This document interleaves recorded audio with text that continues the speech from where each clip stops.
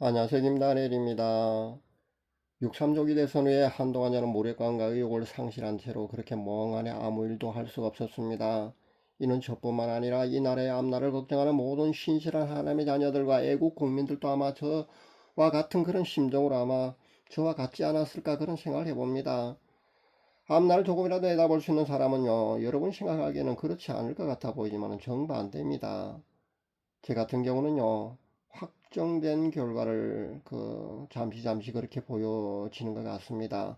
제게는요, 확정된 그런 결과만 보는 것 같습니다. 그래서요, 그런 확정된 결과를 볼 때는요, 아무리 기도하고 몸부림쳐 봐도요, 사실 결과가 웬만해선 바뀌지 않더라고요. 그것을 얘가 수차례나 보았기 때문에 제가 그 앞날에 대해서 본 거 말입니다. 그런 것들은요, 거의 그대로 이루어지거든요. 그래서 더욱더 저는 절망과 무력감 그리고 실망감 속에서 그렇게 며칠을 보냈습니다. 이번 대선을 연구한 장재현 박사의 연구 발표를 제가 보았는데요. 이번 대선은 말입니다. 600만 표 정도를 훔쳤다는 발표를 하는 것을 보았습니다. 실제로는요, 그러니까 김문수 후보가 145만 표 정도로 승리했다는 겁니다. 그런데 이번 대선은 말입니다. 지난 20대 대선보다요, 확실하게 대놓고 그렇게 저지른 것 같아 보입니다. 왜냐하면요, 지난번 20대 대선은요, 200만 표 정도를 훔치기만 해도 아마 이길 수 있다고 아마 그런 계산을 잘못 계산했는지 몰라도요, 아주 근소한 차이로 윤석열 후보가 그렇게 당선되었지 않습니까? 아마 그래서 이번에는요, 확실하게 그렇게 대놓고 한 600만 표 정도로 아마 그렇게 작업을 하지 않았는가 그런 생각도 해봅니다. 그런데 이 모든 것의 결과는요, 바로 잡혀지기가 어렵다는 겁니다.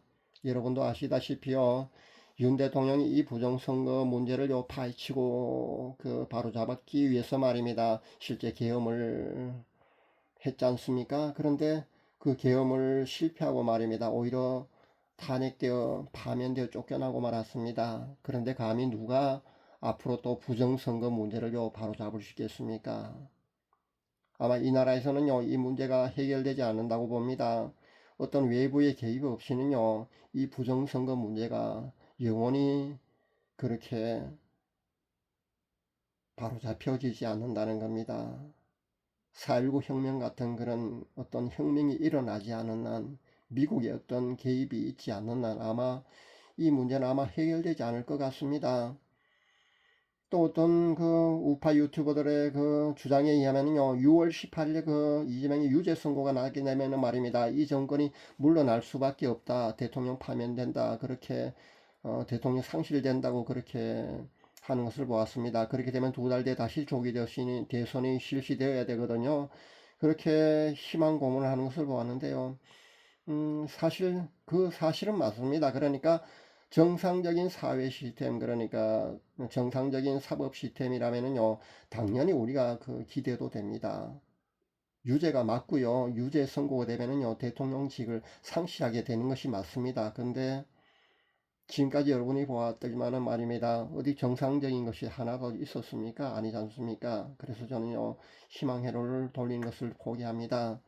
그러면은 미국이 대북 송금이나 부정선거 문제로 어떤 액션을 취할 것 같습니까? 저는 이 문제조차도요, 희망 회로를 돌린 것을 저는 포기하렵니다. 지금까지 보았지만은요, 미국은 웬만해서는요, 어떤 액션을 취하지 않을 겁니다. 정말 간절히 취해 주기를 우리는 바래왔고 그렇게 기도해 왔지만은요, 미국은 웬만해서는요, 타국의 어떤 이런 이슈된 문제를 가지고 말입니다. 잘못하면 내정 간섭으로 비춰줄 수도 있거든요. 그런 예민한 문제긴 합니다만은, 그래서 미국은요, 웬만해서는 이런 문제를 가지고 그렇게 움직이지 않을 것 같다는 겁니다. 그리고 미국 백악관의 대변인 발표에 의하면은요, 부정선거 문제를요, 그냥 문제 삼지 않을 듯한 그런 발표문을 제가 보았는데요. 아마 그럴 것 같습니다. 많은 크리스찬들조차요, 깨있는 하나님의 신실한 자녀들을 제외하고는 말입니다. 이렇게 악한 지도자가 등장하고 이 나라가 앞으로 어떻게 될지에 대해서요, 심각하게 고민하고 그렇게 걱정하는 사람들이 제 주위에는 그렇게 많지 않아 보입니다. 참으로 안타깝습니다. 그래도 윤석열 정권이요, 비록 식물 정권이었지만요, 한 3년 동안 그래도 온갖 악법들을 대통령 거부권 행사를 통해서 법 제정을 막아왔지 않습니까? 그런데 이제는요, 이재명 대통령 시대니까 말입니다. 민주당에서 단독으로 악법을 그렇게 만들어서 올리게 되면은요, 대통령 거부권 행사를 하지 않고 그대로 통과시키게 됩니다. 그러면은요, 모든 악법들이요, 제정되고 만다는 것입니다. 몇 가지 예를 들어보면 노랑봉투법이라는 그런 법이 있지 않습니까? 이게 만약에 통과되게 되면은요, 이 악법이 통과되게 되면은요, 우리나라에서 누가 감히 기업을 운영할 수 있겠습니까? 안 그래도 그 노조의 힘이 너무 세서요, 기업들이 그 공장을 폐쇄하고 해외로 나가고 있는 추세가 현재 우리나라 상황 아닙니까? GM 군산공장 같은 경우도 말입니다. 노조에서 성과금을 뭐 한 사람당 4천 몇백만 원입니까? 그것을 달라고 그러니까 결국은 공장 폐쇄하고 떠난다 그러지 않습니까? 이제는 이런 악법이 만약에 또 통과되면은요, 줄줄이 아마 이 나라를 기업들이요 떠나게 될 것입니다. 그러면 이 나라가 앞으로 어떻게 되겠습니까? 경제 상황 말입니다. 아마 또 크리스찬들이 가장 우려하는 게 아마 차별금지법이지 않을까 저는 생각해 봅니다. 이 차별금지법은 또 어떻습니까? 아무리 반대한다고 해도요, 분명히 쉽게 통과될 것입니다. 현재 차별금지법이라는 제목으로 올린 게 아니고요, 살짝 제목만 바꿔가 또 올라가 있습니다. 그렇다면요, 민주당에서 또 뚝딱 단독으로 말입니다. 그렇게 통과시키면은요, 거부권 행사하지 않으면은요, 대통령 거부권 행사를 하지 않으면은 바로 통과되지 않습니까? 그렇게 악법은요, 쉽게 제정될 수밖에 없는 그런 상황에 현재 우리가 놓여 있다는 겁니다. 그리고 주한미군 철수 문제만 해도요, 현재 그 방위비 인상을 해달라는 건요, 뭐 아직까지는 요구하고 있지 않지만요, 당연한 겁니다. 왜냐하면 윤석열 정권 때도요, 10배 달라면 4배 인상해 달라 그런 이야기가 있었지 않습니까? 아마 이번에도 분명히 또 그렇게 생떼를 쓸 겁니다. 트럼프 대통령이 하는 그 방식이 사실 뻔하지 않습니까? 그렇게 합니다. 근데 그 방위비 인상을 두고 말입니다, 양측에서 그렇게 실랑이를 하다가요, 결국은 주한미군 철수까지도 가능하다는 겁니다. 근데 만약에 말입니다, 미군이 철수하게 되면요, 외국 자본들이, 외국 투자 자본들이 대거 이 나라를 떠나게 된다는 걸 여러분 아셔야 합니다. 그렇게 되면요, 이 나라의 경제 상황은요, 불을 보듯 뻔합니다. 그리고 안보는 또 어떻습니까? 미군 철수가 되면요, 제2의 한국전쟁을 불러온다는 것은요, 바로 명약관한이라고 많은 전문가들이 그렇게 예측하고 있지 않습니까? 실제 그럴 겁니다. 저는 그렇다고 봅니다. 안 그래도 이 땅이 전쟁 발발로 염려하는 구독자님의 카톡을 제가 받았습니다. 그래서 제가 이런 답을 해드렸습니다. 만약에 미군 철수가 실제 이 땅에서 일어나거든요, 전쟁이 임박했다는 것으로 아시면 됩니다. 반드시 전쟁으로 이어질 것입니다. 그렇게 제가 답을 해드렸습니다. 우리가 지금 주한미군 철수를 염려하는데 말입니다, 이 정권의 대선 공약은 또 어떤지 아십니까? 국방장관을요, 군 출신 장관들, 뭐 포스타, 스리스타 이런 사람들 중에 그런 국방장관을 임명하는 것이 아니라요, 민간인 출신을 국방장관으로 뽑겠다는 그런 정책 공약을 내놓은 것이 바로 이 정권 아닙니까? 어디 그뿐입니까? 군 복무 기간이 현재 그 18개월 아닙니까? 18개월인데요. 10개월로 그렇게 단축시키겠노라는 그런 정책까지 내놓았습니다. 지금 이것이 휴전 국가에서 나올 법한 그런 정책입니까? 기가 차지 않습니까? 대체 얼마나 안보 개념이 없다면요, 없으면은 이런 정책으로요, 나라를 이렇게 위태롭게 만들 수가 있단 말입니까? 이런 이야기를 사실 해도 끝이 나지 않을 줄 압니다. 그리고 저도 이런 이야기를 하면은요, 머리가 지끈지끈 아파옵니다. 자, 그러면은요, 지금의 대한민국의 정치 상황이 왜 이렇게 되었다고 이러는 것입니까? 우리가 그만큼 금식하며 기도하고 수많은 하나님의 자녀들이 그렇게나 열심히 많이 기도했는데도 불구하고 왜 이렇게 악한 지도자가 이 땅에서 두 번째 세워질 수밖에 없단 말입니까? 우리는 이 문제를요, 성경적인 관점에서 찾아보아야 합니다. 성경에서 해답을 찾아보아야 된다는 겁니다.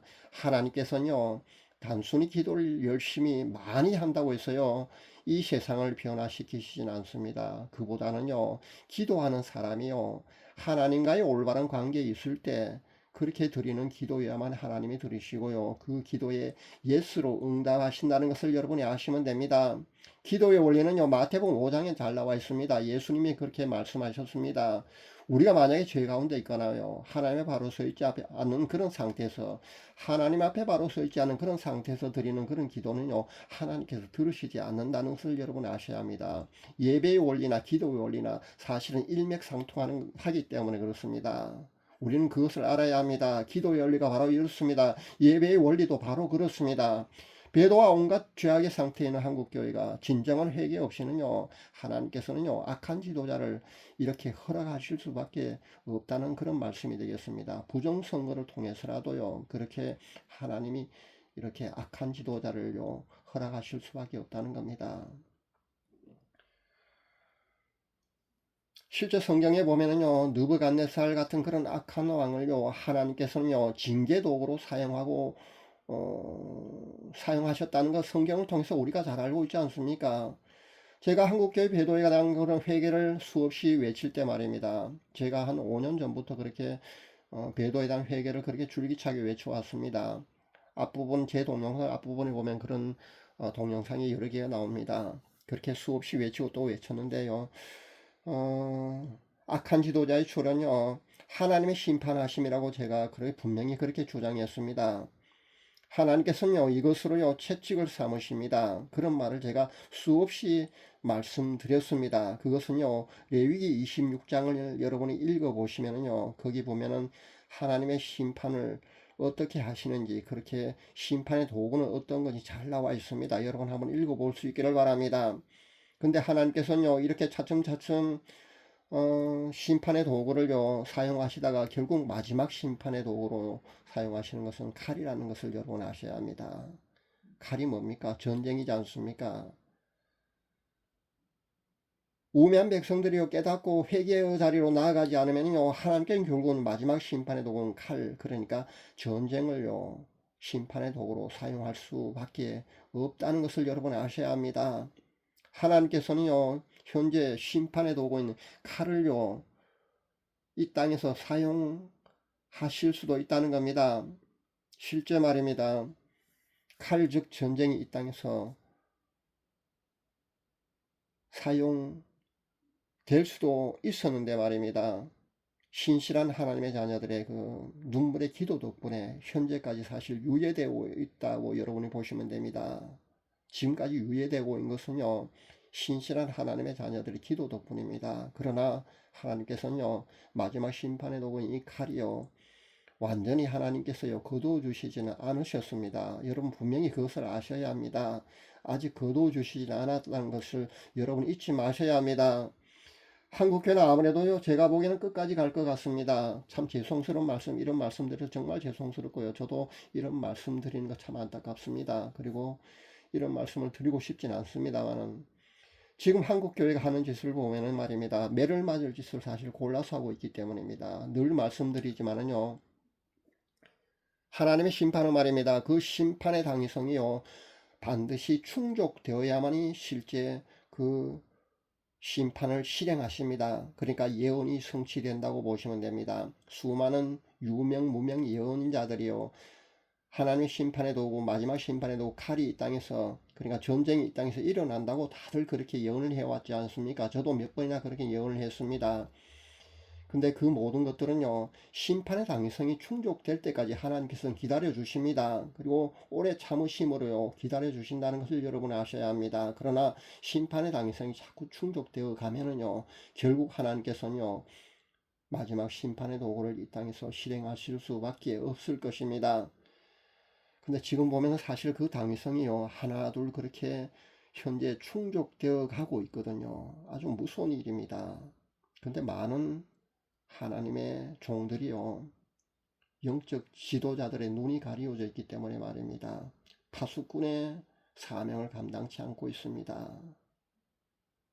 그래서 하나님의 뜻을 알아차리지 못하고 있다는 겁니다. 앞으로 이 나라가 어디로 갈 것인가 솔직히 정말 암담한 그런 심정입니다. 그러나 이 암담한 현실 속에서도요, 하나님께서는 하나님의 역사를요 꿋꿋하게 그렇게 묵묵히 서 나가실 줄 압니다. 기도해야겠습니다.